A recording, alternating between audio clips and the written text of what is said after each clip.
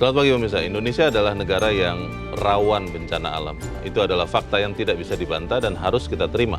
Bencana alam di Indonesia datang dalam berbagai bentuk yang beberapa diantaranya belum dapat diprediksi dan sulit pula dimitigasi karena banyaknya.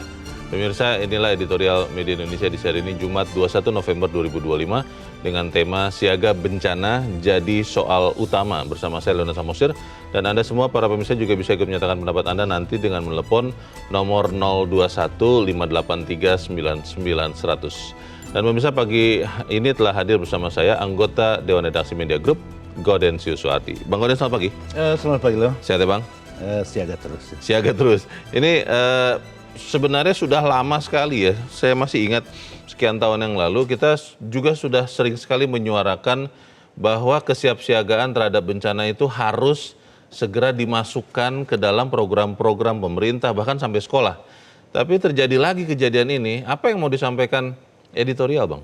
Ya, kesadaran itu selalu muncul setelah terjadi bencana ya. Belakangan ya? Ya, tetapi yang hendak kita katakan bahwa sesungguhnya rakyat Indonesia itu hidup bersama dengan bencana. Mengapa demikian? Kalau kita merujuk kepada laporan risiko dunia 2024, Indonesia itu berada pada peringkat kedua dari 193 negara di dunia ini risiko bencana. Dan pada bulan September kembali muncul laporan risiko dunia yang menyebutkan Filipina, India, dan Indonesia itu berada pada risiko paling tinggi terhadap bencana, khusus di 2025 itu fokusnya pada bencana banjir. Dan kalau kita mengikuti perkembangan dari BMKG, puncak hujan di Indonesia itu terjadi di November sampai Februari 2026.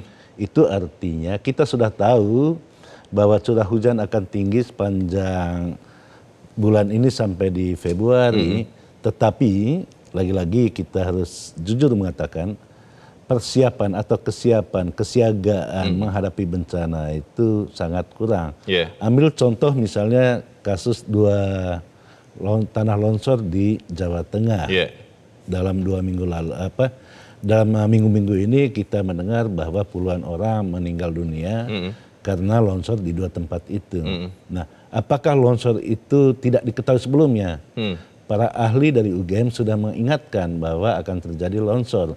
Karena tanda-tanda alam sudah menunjukkan itu, seperti ada tanah retak, ada geser bangunan. Tetapi kewaspadaan atau masyarakat, Pemda kurang terlalu peduli terhadap hal-hal seperti itu. Ya resikonya seperti itu. Ini beberapa teman mengatakan ya bencana kan sesuatu yang tidak bisa kita hindari, itu takdir katanya. Jadi ya sudah, kita pasrah saja. Masa begitu ya, Bang? Kita akan bahas ini, Bang Gauden, sampai misalnya inilah editorial Media Indonesia untuk hari ini, Jumat 21 November 2025. Siaga bencana jadi soal utama.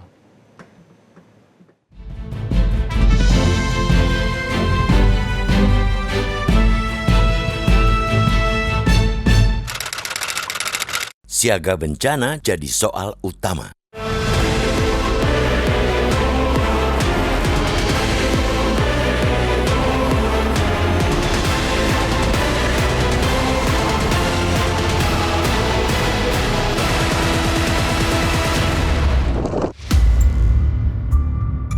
Indonesia merupakan negara yang rawan bencana alam.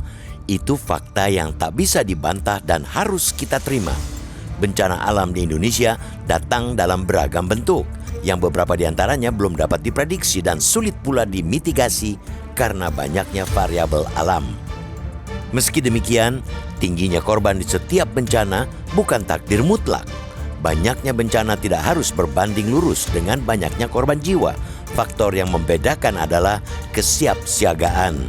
Sayangnya, faktor kesiapsiagaan itulah yang terus menjadi masalah di negeri ini.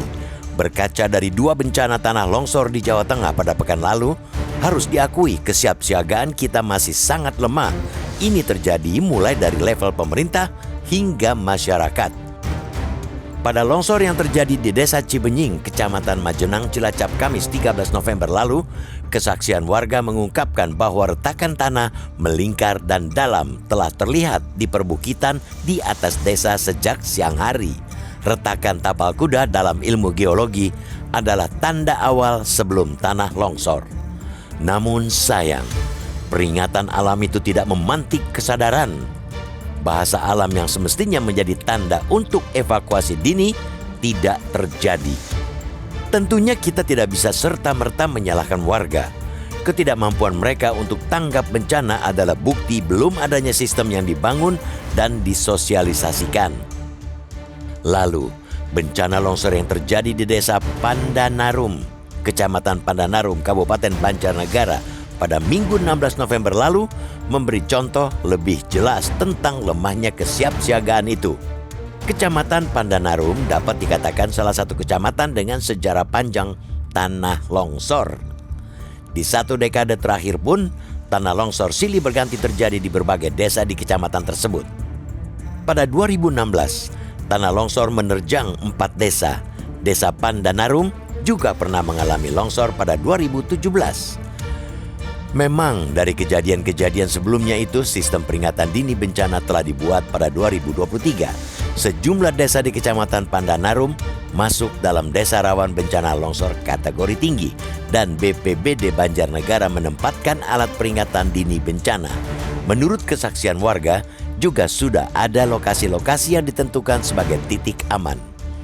Akan tetapi, harus diakui bahwa sistem kesiapsiagaan bencana masih sangat lemah. Ketersediaan perangkat early warning system masih minim, pun belum diimbangi dengan penguatan budaya tanggap bencana di masyarakat. Akibatnya, jangankan sigap mengevakuasi diri, warga juga belum punya kepekaan untuk waspada tinggi di musim rawan bencana seperti ini. 2 bencana tanah longsor di Jawa Tengah yang menelan korban jiwa itu seharusnya menjadi peringatan serius, terutama buat pemerintah, baik pusat maupun daerah. Kesiapsiagaan bencana mutlak harus serius dibangun di semua daerah rawan di Indonesia. Minimnya perangkat early warning system atau perangkat-perangkat lain tidak boleh menjadi hambatan. Bahkan pemerintah daerah, baik provinsi maupun kabupaten kota, semestinya dapat mendorong lagi upaya mitigasi, antisipasi, dan tanggap bencana itu dengan metode yang berbasis kearifan lokal. Selain itu, tidak kalah penting, pemerintah daerah harus menggunakan semaksimal mungkin segala informasi dan data dari lembaga-lembaga pemantau kebencanaan maupun cuaca. Di saat BMKG telah jauh-jauh hari mengeluarkan imbauan cuaca ekstrim, maka perangkat daerah hingga desa harus disiagakan untuk menggalakkan pemantauan wilayah. Hal-hal itu mutlak dilakukan untuk meminimalkan korban dan dampak dari bencana alam yang terkadang tidak bisa dihindari. Sekali lagi, banyaknya bencana tidak harus berbanding lurus dengan banyaknya korban jiwa.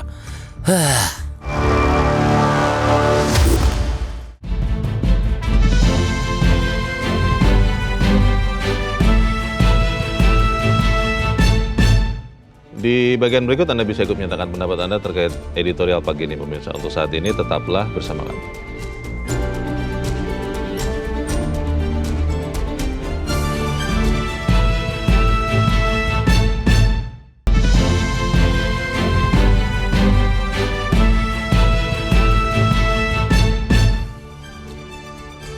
Terima kasih Anda masih bersama kami pemirsa, dan sekarang kita akan mendengarkan dulu ya Bang Odin pendapat dari pemirsa Metro TV. Kali ini ada dari Bekasi, Jawa Barat, Pak Ondo Silitonga. Pak Ondo, selamat pagi. Selamat pagi Bung Leo, selamat pagi Bung Goldensius. Ya, Selamat pagi. Pak Ondo, kalau menurut Anda Pak, bisa tidak akhirnya orang Indonesia, kita ya Pak, Anda dan saya, itu benar-benar kemudian memperhatikan ancaman bahaya bencana dan kita tidak kembali lagi mengalami kematian saudara-saudara kita, Pak. Bagaimana, Pak? Logikanya bisa, Bung Leo. Hanya memang kadang-kala kan kita kepala daerahnya ini, saya mengatakan daerah deh, bukan pusat ya. Itu bergonta-ganti, tapi yang baru-baru itu abai dengan ini. Jadi early warning system dari alam sudah ada. Early warning system dari BMKG sudah ada. Tapi Pemdanya abai. Negara kita memang negara rawan gempa, banjir, longsor, dan lain-lain. Tapi tidak lulus-lulus untuk memitigasi bencana. Salah di mana? Alamkah yang terduga, yang tidak terduga tapi terprediksi, atau pemerintahkah atau rakyatkah? Menurut saya yang salah itu Pemda, kurang tanggap, kurang perhatian. Jangankan tanah longsor, soal pohon tumbang aja tidak bisa dimitigasi. Terutama di DKI Jakarta. Itu bagaimana ini kalau yang begitu aja susah? Sudah harus ada satgas bencana dibentuk setiap kabupaten kota. Di awal musim hujan mereka sudah harus meliterasi rakyat, sudah harus keliling mengantisipasi hal-hal yang terjadi. Biaya literasi untuk early warning itu murah, tidak semahal biaya evakuasi. Demikian juga biaya evakuasi dini jauh lebih murah daripada biaya evakuasi setelah terjadi. Jadi gara-gara mereka tidak siap, jadinya seperti ini. Demikian, terima kasih. Baik, terima kasih Pak Ondo Silitonga di Bekasi, Jawa Barat untuk pendapat Anda. Selamat pagi Pak. Bisa tidak kita seperti kata Pak Ondo, Bang Gaudens, mencegah daripada mengobati ini? Ya pasti bisa sih. Kalau secara administratif berdasarkan laporan BPS, hampir semua desa di Indonesia itu masuknya desa siaga bencana. Oh, hampir semua desa? Ya, hampir semua desa di Indonesia. Itu menurut laporan BPS. Apakah faktanya itu mereka siaga bencana sesuai dengan namanya, ya itu menjadi pertanyaan. Itu hal lain ya? Hal lain, itu ya terbukti di Jawa Tengah. Kita tahu misalnya Jawa itu lintas selatan itu pasti rawan bencana. Dan itu berkali-kali. Dan bencana di Indonesia itu selalu pengulangan. Kalau tidak 5 tahun, 10 tahun, sampai 50 tahun itu selalu terulang. Gitu. Apakah longsor sampai ke bencana gempa bumi. Tetapi lagi-lagi kemampuan kita untuk berempati terhadap orang-orang yang terkena bencana, juga kemampuan kita untuk menyiasati. Tadi kan Leo mengatakan bahwa bencana itu suatu keniscayaan, tetapi bencana itu bisa disiasati untuk supaya orang tidak bisa terkena bencana. Jepang misalnya, ambil contoh Jepang ya. Bagaimana Jepang dengan bencana gempa bumi yang dengan skala paling tinggi pun di dunia, tapi yang korbannya kan hampir tidak ada. Minimal ya. Karena mereka sudah mengantisipasi, sudah menyatu dengan bagaimana cara memitigasi bencana itu. Kita berkali-kali mengatakan ya Pemda, bahkan sekolah-sekolah itu perlu memasukkan kurikulum mitigasi bencana. Tetapi faktanya kesadaran tentang kebencanaan itu selalu muncul setelah bencana itu terjadi gitu. Setelah itu lupa lagi. Itu dia, Bang. Bagaimana kita bisa memastikan ya atau membiasakan supaya kita itu selalu mengerti, memahami potensi ancaman bahaya di sekitar kita dan tahu bagaimana mengatasinya. Karena sering dibilang orang Indonesia itu kebakaran jenggot, kalau terjadi peristiwa, ketika sudah agak aman, lupa lagi semuanya, Bang. Kalau kita melihat fenomena di Republik ini, fenomena akhir-akhir ini ya, kalau Presiden Prabowo sudah berbicara, pasti semua mengikuti. Ikut semua? Ya, mungkin kita berharap Presiden Prabowo berbicara tentang mitigasi bencana, pasti langsung diikuti semua oleh kepala daerah sampai ke desa-desa itu. Karena apa? Memang sifat orang Indonesia itu masih paternalistik sih. Iya, bagaimana kata pimpinan begitu ya. Tapi secara sistematis, Bang, kan dulu juga sudah pernah kita usulkan bagaimana tanggap bencana, pengenalan wilayah itu sampai masuk ke kurikulum sekolah supaya anak-anak itu memang terbiasa mau keluar rumah dia tahu dulu, oh nanti akan hujan, nanti akan ada apa. Itu bisa tidak dilakukan? Ya pasti bisa kalau ada kemauan. Di luar negeri seperti di Jepang itu kan sudah menjadi dari TK kok sudah diajarin mitigasi bencana itu. Dan bisa ya? Ya kalau ada kemauan itu selalu bisa. Kalau ada Indonesia ini kemauan yang nggak ada ya. Nah itu Bang pertanyaannya Bang, kalau kita melihat sebetulnya kan lembaga-lembaga seperti BMKG, BNPB itu sudah ada tuh pemetaan lengkap. Dan dulu kita juga pernah bicara di meja ini, pemerintah daerah tuh sudah dapat juga dari mereka. Tapi tadi seperti kata Pak Ondo, pemerintah daerah ini memang karena tidak peduli lagi, pedulinya hanya pas mau mendulang suara, pas lagi pemilu, itu atau seperti apa Bang alasannya Bang? Ya harus jujur kita ya, BMKG itu sudah setiap hari itu selalu memberikan ramalan cuaca sampai ke 3 hari. Hari ini, 3 hari ke depan, sampai 1 minggu ke depan, bahkan sampai berbulan-bulan ke depan pun sudah diramalkan cuaca itu. perkiraan cuaca ya. Tetapi perkiraan cuaca itu kan mestinya itu menjadi rujukan dalam pengambilan kebijakan. BMKG itu tidak bisa mengeksekusi kebijakan. Kebijakan itu ada di kepala daerah. Nah, kepala daerah itu sibuk sendiri sih mereka ya. Apalagi baru dilantik, baru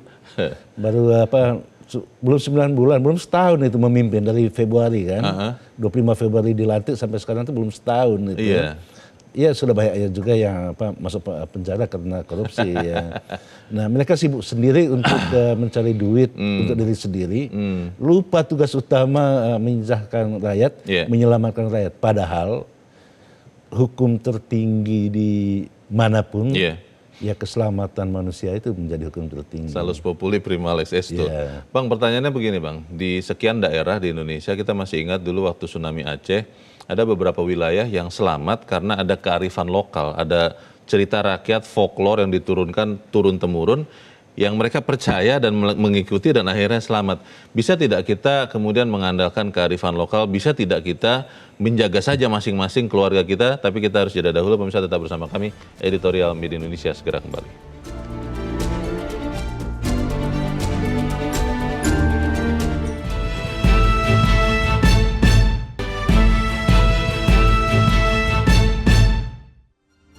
Terima kasih Anda masih bersama kami pemirsa, dan kita ada di bagian akhir diskusi kita pagi ini. Bang Odias, bagaimana kemudian sambil menunggu kesiapan dari pemerintah khususnya daerah ya untuk mengantisipasi bencana, kita mengandalkan kepada kearifan lokal. Ada sekian budaya di Indonesia yang mengajarkan kita untuk antisipasi bencana. Bisa tidak kita di rumah masing-masing itu mengajarkan saja anak-anak kita? Bagaimana Bang? Ya, memang menjadi perdebatan ya, karena kearifan lokal pun digilas oleh budaya pop gitu ya.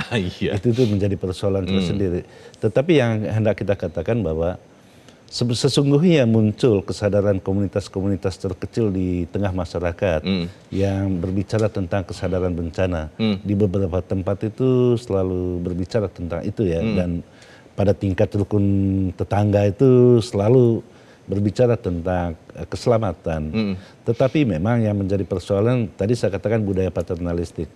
Mestinya pemerintah daerah ya, bupati lah paling depan ya, setidaknya camat, kepala desa itu ya terus-menerus berbicara tentang kesadaran, membangkitkan kesadaran mitigasi bencana. Kesadaran itu yang tidak ada ya. Dan kita harus terus terang berkata bahwa kesadaran itu selalu muncul terlambat sih. Setelah bencana baru berbicara tentang itu. Padahal kita pun di forum ini selalu berbicara tentang hal-hal seperti itu. Bagaimana kita membuat Bang perubahan dalam waktu singkat lah yang paling bisa dilakukan agar peristiwa di Banjarnegara, di beberapa tempat di Jawa Tengah itu kalau bisa tidak terulang lagi? Ya perlu ada kesadaran sih. Laporan menyebutkan pada 2024 itu ada sekitar 3.400 bencana di Indonesia, dan paling besar itu banjir ya, dan tanah longsor. Itu artinya kan berkaitan dengan cuaca ya. Laporan BMKG selalu dirilis setiap hari gitu. Itu lagi-lagi pada eksekusi pada tingkat kebijakannya yang tumpul ya. Dengan demikian tidak ada cara lain ya, presiden harus turun tangan. Presiden langsung? Ya, berbicara tentang kebencanaan itu. Tadi saya katakan bahwa kita sesungguhnya hidup bersama bencana kan. Nah, ketika rakyatnya hidup bersama bencana, perlu ada kepemimpinan yang menggerakkan yang di bawahnya. Mungkin Presiden Prabowo punya perhatian tentang itu. Pertanyaannya, apakah kepala daerah yang juga dipilih oleh rakyat itu mau untuk itu? Itu kan menjadi persoalan. Lalu satu lagi Bang yang ya memang ini fakta yang tidak mengenakan, tapi mau tidak mau mungkin kita harus akui. Orang Indonesia kalau ada kejadian Bang, yang ditanya begitu, korbannya berapa? Lalu misalnya korbannya tidak ada yang meninggal, menganggap itu lebih ringan, lebih biasa. Nah ini bagaimana Bang? Ya kalau ambil contoh lainnya Leo ya. Kalau di Jepang tuh sebelum orang pergi ke luar rumah, yang dilihat itu ramalan cuacanya. Kalau di Indonesia bersolek dulu gitu. Nah itu persoalan utama. Jadi bagaimana mitigasi bencana itu bagian dari gaya hidup di rakyat Indonesia. Itu sangat penting karena tadi laporan resiko dunia itu menempatkan Indonesia itu pada peringkat kedua pada 2024 dan pada 2025 itu Filipina, India, Indonesia itu tertinggi risiko bencana di 2025. Kita harap apa yang kita bicarakan ini Bang Gaudens juga menyumbang bagi penyelamatan nyawa, karena siaga bencana adalah soal nyawa. Begitu ya Bang ya?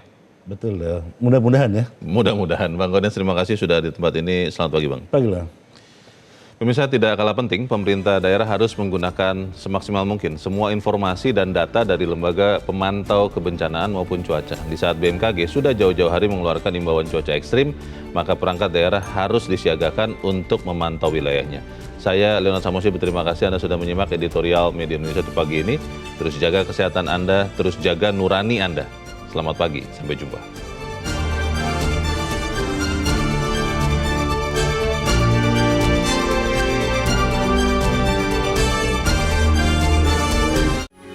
Metro TV.